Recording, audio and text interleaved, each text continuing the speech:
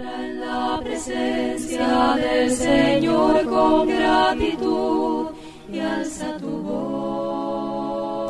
Ahora podemos proceder al estudio de los diáconos en 1 Timoteo 3, versículos 8 al 13.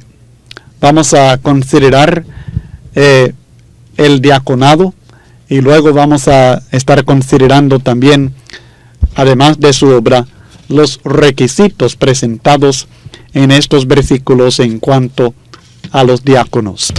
Pero primeramente, consideremos qué es un diácono. La palabra diácono significa literalmente siervo. Lo que la palabra no especifica es la naturaleza exacta del servicio, que es la responsabilidad de este siervo o diácono. Por ejemplo, la palabra griega diáconos, que es el diácono, el siervo, el que rinde servicio a otra persona, se encuentra unas 30 veces en el Nuevo Testamento. Habla de los diáconos de un rey, o sea, los siervos de un rey, los diáconos en una casa, los discípulos de Cristo que sirven unos a otros, uno que ejecuta una comisión específicamente hablando de los magistrados, un predicador del Evangelio. Cristo también es diácono de los judíos. Uno que sirve y sigue a Cristo es un diácono, un siervo. Uno que tiene un servicio especial en la iglesia y que tiene que llenar ciertos requisitos especiales también es llamado diácono o siervo. Así que la palabra en sí solamente nos está diciendo que se trata de un servicio y de uno que sirve. Un diácono es un servidor, pero los diáconos en 1 Timoteo 3, versículos 8 al 13, son un grupo especial de siervos, de diáconos en la iglesia, con requisitos especiales y con un servicio muy, pero muy especial. Aunque en cierto sentido todos los santos de Dios deben ser siervos, estos siervos o diáconos no son todos los santos, porque en Filipenses capítulo 1 y el versículo 1, el apóstol Pablo escribe a la iglesia en Filipos, a los que están con los obispos y diáconos. Así que estaban en Filipos los santos, la iglesia, y estaban además los obispos y además los diáconos. Así que en la iglesia estaban los santos, los diáconos y los obispos. Estos diáconos que sirven a la iglesia con este servicio especial y que llenan estos requisitos especiales, no son todos los cristianos, sino un grupo especial. El hecho de tener que llenar los requisitos especiales que encontramos en 1 Timoteo capítulo 3 señala que son un grupo de siervos especiales en la iglesia.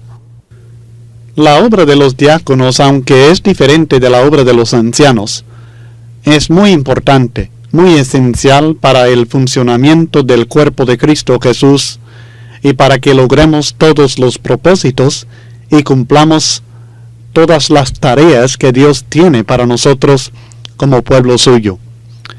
En Hechos capítulo 6, versículos 1 al 7, nosotros encontramos una ilustración de la importancia de esta obra de siervos especiales en la iglesia. En Hechos capítulo 6, la Biblia no dice que estos son diáconos, no obstante, definitivamente cumplen con la tarea o la obra de diáconos, son siervos especiales en la iglesia en Jerusalén y ayudan de una manera muy importante en la obra. Así que considero que realmente funcionaron como diáconos, y aunque no llevan un título así, es evidente que lo son.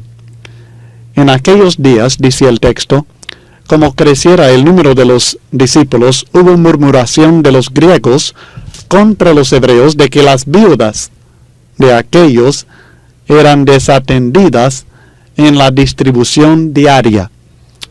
La obra que estaban llevando a cabo era distribuir a las necesidades de las viudas cada día. Había muchos hermanos y muchas viudas, evidentemente, y en este caso hubo un problema muy grave en la iglesia. Amenazaba con dividir a la iglesia entre aquellos que hablaban griego y aquellos que hablaban hebreo. Por tanto, viendo este problema, los 12 convocaron a la multitud de los discípulos en el versículo 2 y dijeron: no es justo que nosotros dejemos la palabra de Dios para servir a las mesas. Buscad, pues, hermanos, de entre vosotros a 7 varones de buen testimonio, llenos del Espíritu Santo y de sabiduría, a quienes encarguemos de este trabajo, y nosotros persistiremos en la oración y en el ministerio de la palabra. Los apóstoles sabían que, aunque era muy importante atender a las viudas, y que esta tarea merecía más atención, ellos no podían desatender la predicación del Evangelio para cumplir con esta muy importante obra. Por tanto, decidieron que la iglesia debía escoger a otros hermanos fieles que eran capaces de cumplir con esta tarea. Y el resultado fue que seleccionaron a estos hombres, y así los apóstoles estarían libres para persistir en la oración y en el ministerio de la palabra. Por tanto, el versículo 5 agrega: agradó la propuesta a toda la multitud, y eligieron a Esteban, varón lleno de fe y del Espíritu Santo, a Felipe, a Prócoro, a Nicanor, a Timón, a Parmenas y a Nicolás, prosélito de Antioquía, a los cuales presentaron ante los apóstoles, quienes orando les impusieron las manos. Así que la congregación escogió a estos hombres en base a ciertos requisitos espirituales que los mismos apóstoles les revelaron. Y luego hubo un encargo por medio de la oración y la imposición de manos para que estas personas desempeñaran este servicio muy importante, esta obra importantísima en la iglesia en Jerusalén. Y en el versículo 7 encontramos el resultado.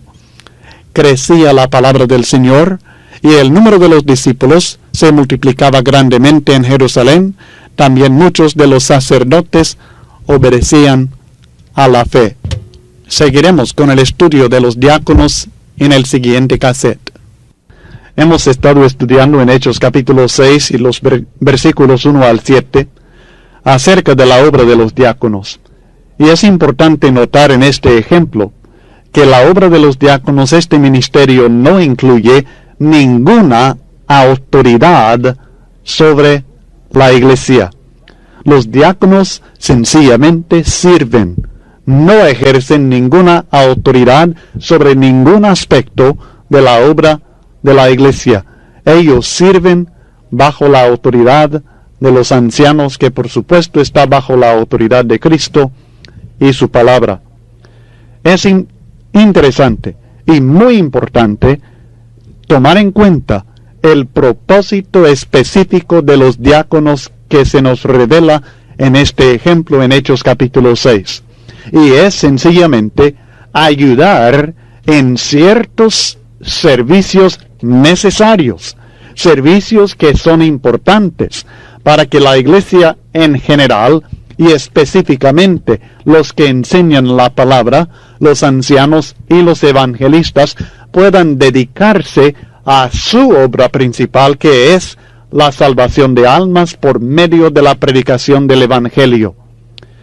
Es decir, que los diáconos alivian a los que enseñan la palabra de otros deberes, de otras obras importantes, como en este caso la distribución a las necesidades de las viudas, para que ellos, los que enseñan la palabra, los de ancianos y evangelistas, se dediquen a la predicación, a la enseñanza, a la obra espiritual. El ministerio de estos diáconos, por supuesto, está bajo la dirección de los ancianos de la iglesia.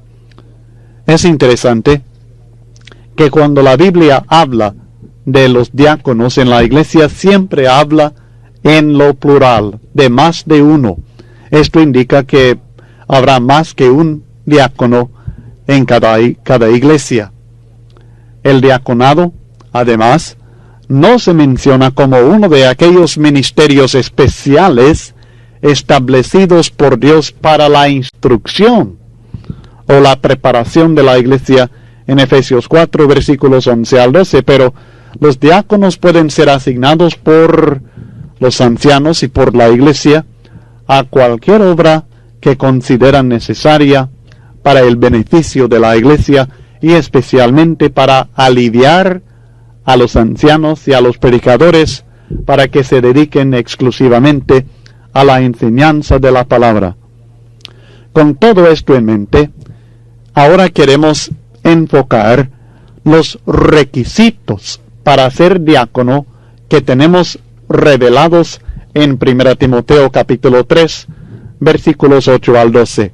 El texto bíblico dice: los diáconos asimismo deben ser honestos, sin doblez, no dados a mucho vino, no codiciosos de ganancias deshonestas, que guarden el misterio de la fe con limpia conciencia, y estos también sean sometidos a prueba primero, y entonces ejercen el diaconado si son irreprensibles. Las mujeres asimismo sean honestas, no calumniadoras, sino sobrias, fieles en todo. Los diáconos sean maridos de una sola mujer, y que gobiernen bien sus hijos y sus casas. El primer requisito mencionado en este texto es que los diáconos tienen que ser hombres honestos. Esta palabra en Tito capítulo 2 y el versículo 2 se traduce serios. Es decir, que el diácono debe ser un hombre formal, un hombre honesto, un hombre serio, un hombre que reconoce la seriedad de la obra de Dios y de la obra que Dios le ha dado a él. Además, el diácono debe ser un hombre sin doblez. Doblez literalmente significa decir dos veces. O sea, decir una cosa y luego decir otra cosa. El diácono no debe ser engañoso con sus palabras. Debe hablar únicamente la verdad y la debe hablar en todo y en todo momento y a toda persona. El diácono, el hombre que va a servir como diácono, debe ser conocido por todos por la honestidad de su palabra, que si lo dice, así es. Tercero, no deben ser dados a mucho vino. La frase no dados es la misma traducida ni presten atención en 1 Timoteo capítulo 1 y el versículo 4. O sea que no deben prestar atención al vino. Ser dado a algo es tenerlo cerca, atenderlo, entregarse a ello. Veremos más sobre este asunto del vino en nuestra explicación de 1 Timoteo 5:23, pero basta decir que el diácono, como todo cristiano, no debe embriagarse. En Efesios 5:18, la Biblia nos exhorta a no embriagarnos con el vino, sino ser llenos del Espíritu Santo. Y esto es especialmente importante para los que sirven como diáconos. Creo que este es el significado de la frase no dados a mucho vino, que no debe embriagarse. Este texto no puede ser usado para autorizar que los diáconos se emborrachen un poco. No está diciendo que se pueden emborrachar un poco, pero no mucho. No, está diciendo que no deben emborracharse, no deben embriagarse. Si aconsejamos a un joven que no debe embriagarse bebiendo una gran cantidad de licor, esto no significa que estamos aprobando que beba poco licor.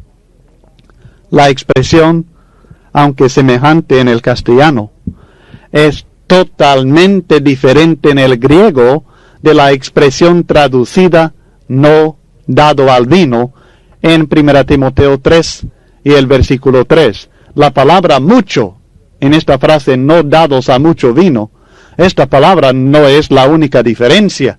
No está diciendo que los ancianos no deben ser dados al vino, no deben beber vino de ninguna manera, pero los diáconos lo pueden beber pero poco. No, esto no es la enseñanza, mi estimado. Es otra frase, sencillamente que significa lo mismo de lo que declara a los ancianos, y es que ni ancianos ni diáconos ni ningún cristiano no debe embriagarse. Además, en cuarto lugar, los diáconos no deben ser codiciosos de ganancias deshonestas.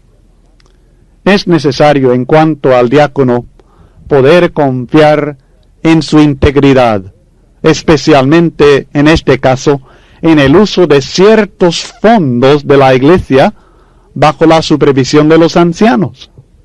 Los diáconos tenían responsabilidades, según los ejemplos bíblicos, que implican necesariamente el uso de los fondos de la iglesia. Por ejemplo, tenemos el caso de la benevolencia. La benevolencia incluye el uso de dinero, de fondos y de provisiones que pertenecen a la iglesia. Si los diáconos van a servir a las necesidades de las viudas, por ejemplo, obligadamente tendrán que tener acceso al dinero o a cierta cantidad de dinero, de fondos que son de la iglesia. Por tanto, es necesario poder confiar en su honestidad e integridad en el uso de estos fondos, porque si los ancianos tienen que ir tras ellos para ver si los están usando como deben, entonces realmente no se ha logrado nada en cuanto al alivio al tiempo y la obra de los ancianos y los evangelistas. El diácono no puede ser un hombre codicioso de ganancias deshonestas. Además, en quinto lugar, los diáconos deben ser hombres que guarden el misterio de la fe con limpia conciencia. Es importante notar que este requisito está relacionado especialmente con los problemas doctrinales en Éfeso y en muchos otros lugares. El diácono sencillamente debe ser fiel a la doctrina del Señor revelada en el Nuevo Testamento. Debemos poder confiar en su fidelidad doctrinal. Además, debe guardar este misterio de la fe con limpia conciencia, es decir, que él debe vivir conforme a sus convicciones que están basadas en la palabra de Dios. Esta es la única manera de tener una conciencia limpia, es vivir conforme a sus convicciones. Si sus convicciones están basadas en una enseñanza fiel de la doctrina del Señor, el misterio de la fe, y si es fiel en vivir conforme a estas convicciones, tendremos un hombre con conciencia limpia. El misterio de la fe, por supuesto, es las buenas nuevas de Cristo Jesús. Este es el misterio que ha sido revelado y que estaremos estudiando en más detalle en 1 Timoteo capítulo 3 y el versículo 16 dentro de poco. Este es el misterio de la piedad, el misterio de la fe, el evangelio de Cristo Jesús. Y el diácono debe guardar este evangelio con limpia conciencia, debe ser fiel a esta enseñanza del evangelio y vivir conforme a sus enseñanzas. También aprendemos en este texto que el diácono debe ser sometido a prueba primero. Es decir, que no debe ser un neófito, como encontramos también en el caso de los ancianos. Debe ser un hombre irreprensible. Después de considerar bien su carácter y observar su conducta, no debe haber ninguna acusación contra su persona. Debe ser una persona irreprochable.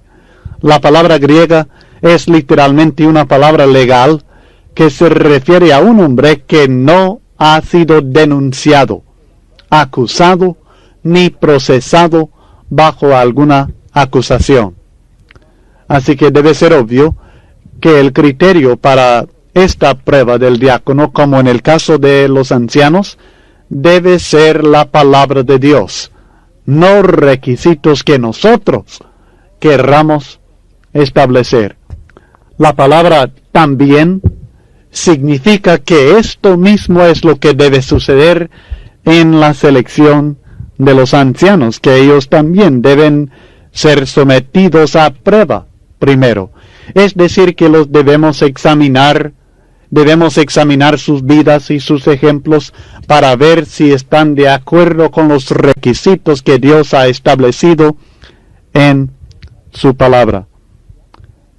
Además, los diáconos, como es el caso de los ancianos, deben ser maridos de una sola esposa. Debe tener esposa el diácono. El diácono no puede ser soltero. También debe tener solamente una esposa. Como vimos en el caso de los ancianos, esto excluye la práctica de la poligamia y excluye también al hombre divorciado, a menos que sea por causa de la fornicación de parte de su esposa. En síntesis, el diácono debe ser marido fiel. Debe tener una mujer y solamente una mujer. También, en cuanto a su familia, el que sirve como diácono debe gobernar bien sus hijos y sus casas. Hemos estudiado este requisito ya en 1 Timoteo capítulo 3 y el versículo 4, y puede ver lo que notamos en aquella explicación. El texto no dice específicamente que sus hijos tienen que ser cristianos fieles. Por tanto, esto es algo que encuentro difícil exigir para ser diácono. La importancia de la responsabilidad del hombre como cabeza del hogar, no obstante, se nota claramente en este requisito. Su influencia como cristiano está ligada estrechamente con su función como esposo y padre. Esto es lo que el mundo está observando, es lo que los demás hermanos están observando, y para servir con toda su influencia positiva, es importante que el hermano que va a servir como diácono, como fue el caso con los ancianos, y lo es por supuesto con el evangelista, debe funcionar bien en el hogar, como cristiano, esposo y padre. En el versículo 11 de 1 Timoteo capítulo 3, encontramos una referencia a las mujeres. Las mujeres asimismo sean honestas, no calumniadoras, sino sobrias, fieles en todo. Encuentro dos interpretaciones posibles en cuanto a estas mujeres. Es posible, en primer lugar, que sean mujeres que sirven a la iglesia. Estas son lo que algunos llaman diaconisas. En este caso, los requisitos en este versículo serían para la selección de mujeres con un servicio especial en la iglesia. Naturalmente no se trata de diaconisas que tengan alguna autoridad en la iglesia, sino de personas que sencillamente sirven a la iglesia para aliviar a los ancianos y los demás hermanos, sirviendo en maneras muy especiales de acuerdo con los requisitos establecidos ya para las mujeres en 1 Timoteo capítulo 2. Pero mi convicción personal es que estas mujeres son las esposas de los diáconos y probablemente de los ancianos. La palabra mujer bien puede ser mujer, hablando sencillamente de personas femeninas, o puede ser la mujer, la esposa de una persona. Y es mi convicción que de esto se trata. En este caso, los requisitos en 1 Timoteo 3:11 son otro requisito para guiar a la iglesia en la selección de los diáconos y los ancianos. Las esposas de estos hermanos deben llenar estos requisitos, así como encontramos ciertos requisitos espirituales para los hijos de los ancianos. También en su hogar son muy importantes sus esposas y ellas deben llenar estos requisitos de ser honestas, no calumniadoras, sino sobrias y fieles en todo. Uno de los motivos por aceptar esta interpretación es que el capítulo 3 y el versículo 12 dice específicamente que los diáconos deben ser maridos.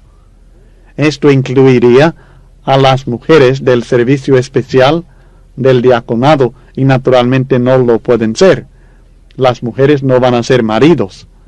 Otro motivo es que la introducción de otro grupo especial, o sea, diaconisas, en el capítulo 3 y el versículo 11 sería una interrupción de los requisitos de los diáconos que luego se continúan en el versículo 12.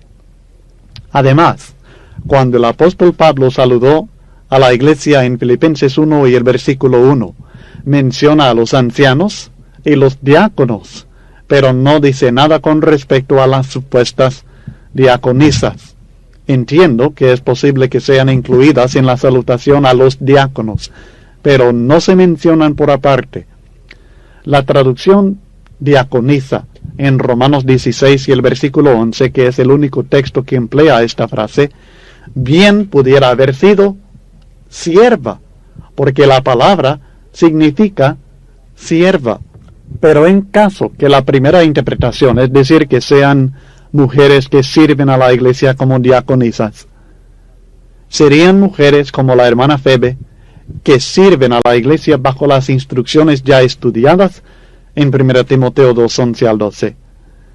Y veremos más sobre esta posibilidad en el capítulo 5 cuando estudiamos acerca de ciertas viudas que sí sirvieron a la iglesia en una forma muy especial.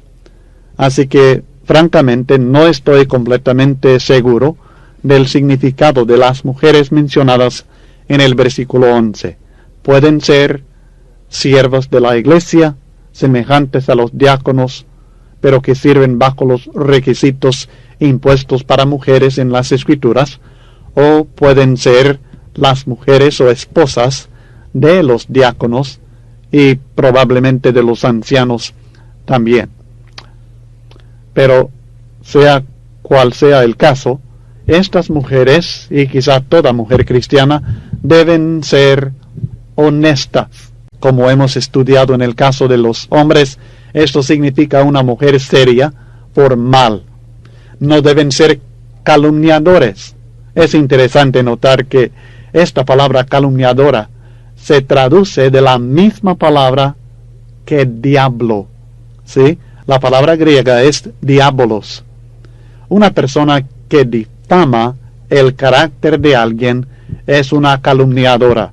Una persona que acusa falsamente. Y la mujer no debe ser así.